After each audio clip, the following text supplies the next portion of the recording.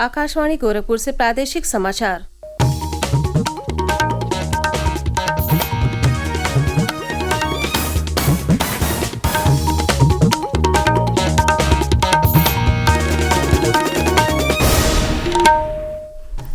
नमस्कार, समाचार बुलेटिन के साथ मैं सोनी निगम।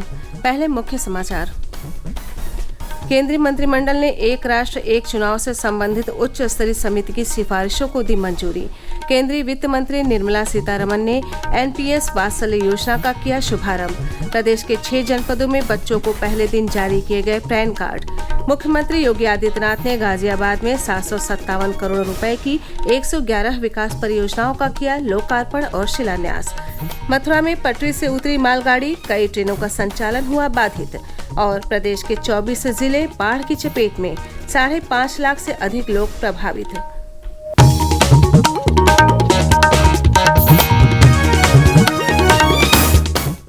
अब समाचार विस्तार से।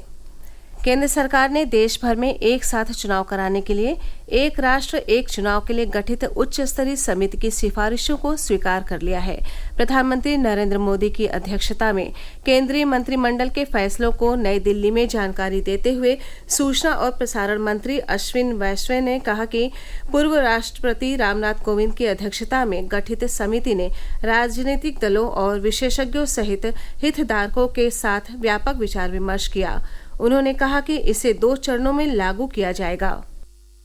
एनडीए सरकार की कैबिनेट ने आज सर्वसम्मति से इन रिकमेंडेशंस को एक्सेप्ट किया और फर्स्ट फेज में लोकसभा और असेंबलीज के इलेक्शंस को साइमल्टेनियस कराने का प्रयास होगा और सेकेंड फेज में लोकल बॉडी इलेक्शंस को with in 100 days of general elections में करवाना, जिससे कि एक बार में सारे इलेक्शन का प्रोसेस कंप्लीट हो और फिर 5 साल तक सब के सब मेहनत करके देश के निर्माण में लगे। कैबिनेट के एक देश एक चुनाव के फैसले का बहुजन समाज पार्टी ने स्वागत किया है। श्री वैष्णव ने बताया कि सरकार ने रबी सीजन 2024-25 के लिए फास्फेट और पोटाश उर्वरकों पर पोषण आधारित सब्सिडी को भी स्वीकृति दी है। इस पर 24,000 करोड़ रुपए से अधिक का व्यय होगा। सरकार ने किसानों को उनकी उपज का लाभकारी मूल्य उपलब्ध कराने और आवश्यक वस्तुओं की कीमतों में उतार चढ़ाव पर नियंत्रण के लिए प्रधानमंत्री अन्नदाता आय संरक्षण योजना को जारी रखने को भी मंजूरी दी है। प्रदेश के किसानों ने केंद्रीय मंत्रिमंडल के फैसलों का स्वागत किया है। सुल्तानपुर जिले के बल्दी राय तहसील के नतौली गांव के किसान जमील अहमद ने प्रधानमंत्री का आभार जताते हुए कहा कि पीएम आशा योजना से किसानों को काफी फायदा मिलेगा। प्रधानमंत्री का ये बहुत अच्छा कदम है।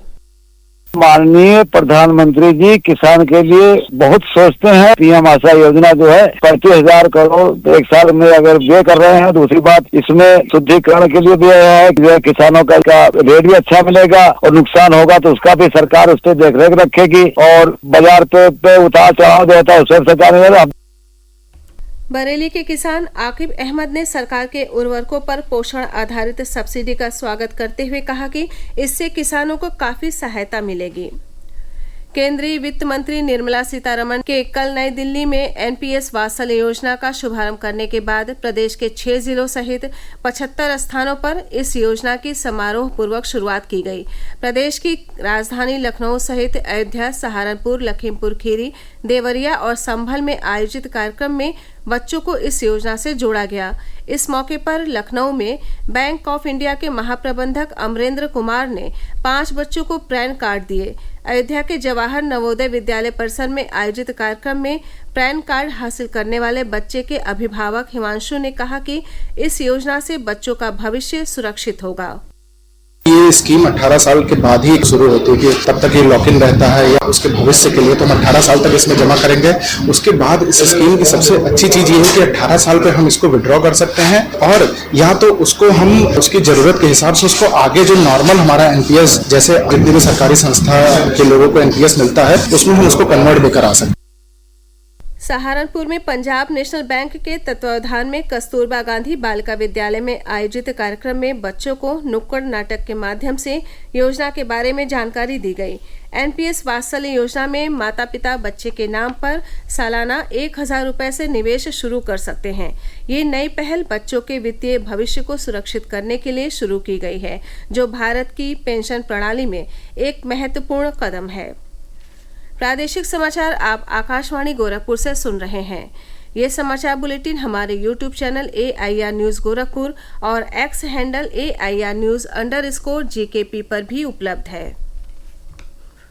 मुख्यमंत्री योगी आदित्यनाथ ने कल गाजियाबाद में 757 करोड़ रुपए की 111 विकास परियोजनाओं का लोकार्पण और शिलान्यास किया। इस मौके पर मुख्यमंत्री ने 10,000 से अधिक युवाओं को नियुक्ति पत्र, 6,000 युवाओं को टैबलेट, स्मार्टफोन और 632 लाभार्थियों को 357 करोड़ रुपए के ऋण वितरित किए। कार्यक्रम में मुख्यमंत्री ने कहा कि देश का युवा आज डिजिटल माध्यम से दुनिया को अपनी ताकत का एहसास करा रहा है। पिछले कुछ दिनों के दौरान 10 जिलों में रोजगार मेलों का आयोजन किया गया है ताकि युवाओं के सपनों को पंख लग सके। मुख्यमंत्री ने कहा कि गाजियाबाद आज स्मार्ट सिटी बन चुका है। सरकार द्वारा जल्द ही गाजियाबाद में एम्स दिल्ली का एक सैटेलाइट सेंटर बनाने की तैयारी भी की जा रही है। उत्तर प्रदेश राज्य सड़क परिवहन निगम के बेड़े में और 120 इलेक्ट्रिक बसों के शामिल करने की प्रक्रिया तेजी से चल रही है। जल्द ही इसके लिए विभाग की ओर से निविदा निकाली जाएगी। ये बसें अलीगढ़, मुरादाबाद, लखनऊ, अयोध्या एवं गोरखपुर क्षेत्र में संचालित की जाएंगी। कल लखनऊ में इसकी जानकारी देते हुए परिवहन मंत्री दयाशंकर सिंह ने बताया कि अलीगढ़ एवं मुरादाबाद क्षेत्र में 30 इलेक्ट्रिक बसें, लखनऊ, अयोध्या एवं गोरखपुर क्षेत्र में 20-20 इलेक्ट्रिक बसें संचालित की जाएंगी।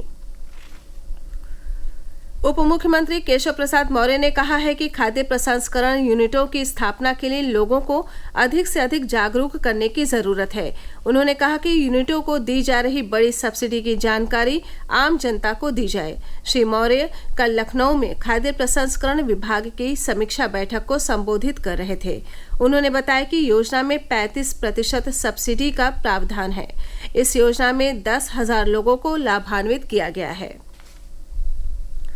मथुरा से दिल्ली की ओर जा रही एक मालगाड़ी कल देर रात मथुरा में ही पटरी से उतर गई, जिससे उसके 59 में से 25 डिब्बे डिरेल हो गए। इस घटना के कारण उस रास्ते गुजरने वाली कई ट्रेनों का संचालन बाधित हो गया है।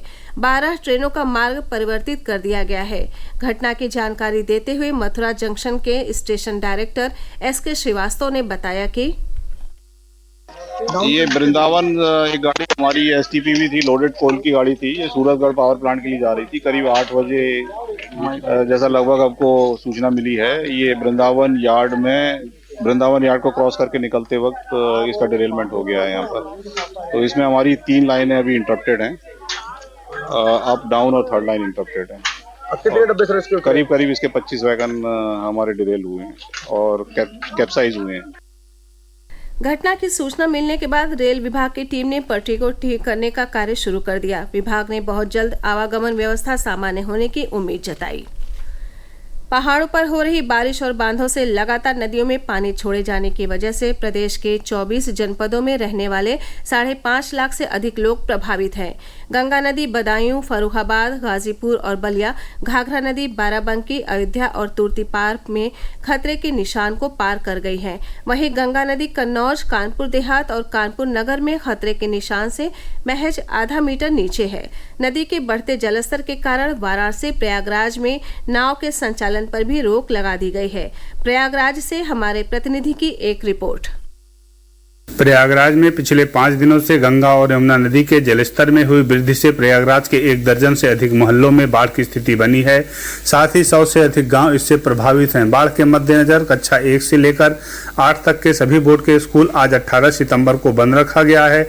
बाढ़ की स्थिति से निपटने के लिए जिला प्रशासन के द्वारा सभी बाढ़ग्रस्त इलाकों में सुरक्षा के व्यापक इंतजाम किए गए हैं। बाढ़ से प्रभावित लोगों के लिए शहर और ग्रामीण दोनों इलाकों में कुल 7 जगहों पर अस्थायी कैंप और शरणालय बनाए गए हैं, जहां पर 2000 से अधिक लोग शरण लिए हुए हैं। प्रवीण मिश्र, आकाशवाणी समाचार, प्रयागराज। महोबा जिले के पनवाड़ी विकास खंड में क्योलारी नदी का जलस्तर बढ़ने से वहां आसपास के 1 दर्जन गांव का आवागमन प्रभावित हो गया है।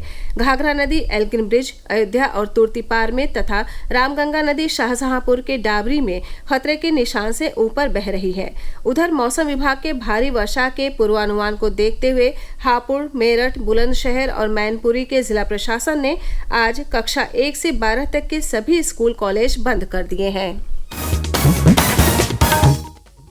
अंत में मुख्य समाचार एक बार फिर। केंद्रीय मंत्रिमंडल ने एक राष्ट्र एक चुनाव से संबंधित उच्च स्तरीय समिति की सिफारिशों को दी मंजूरी। केंद्रीय वित्त मंत्री निर्मला सीतारमण ने एनपीएस वात्सल्य योजना का किया शुभारंभ। प्रदेश के 6 जनपदों में बच्चों को पहले दिन जारी किए गए पैन कार्ड। मुख्यमंत्री योगी आदित्यनाथ ने गाजियाबाद में 757 करोड़ रुपए की 111 विकास परियोजनाओं का किया लोकार्पण और शिलान्यास। मथुरा में पटरी से उतरी मालगाड़ी, कई ट्रेनों का संचालन हुआ बाधित। और प्रदेश के 24 जिले बाढ़ की चपेट में, 5.5 लाख से अधिक लोग प्रभावित। इसी के साथ ये समाचार बुलेटिन समाप्त हुआ। नमस्कार।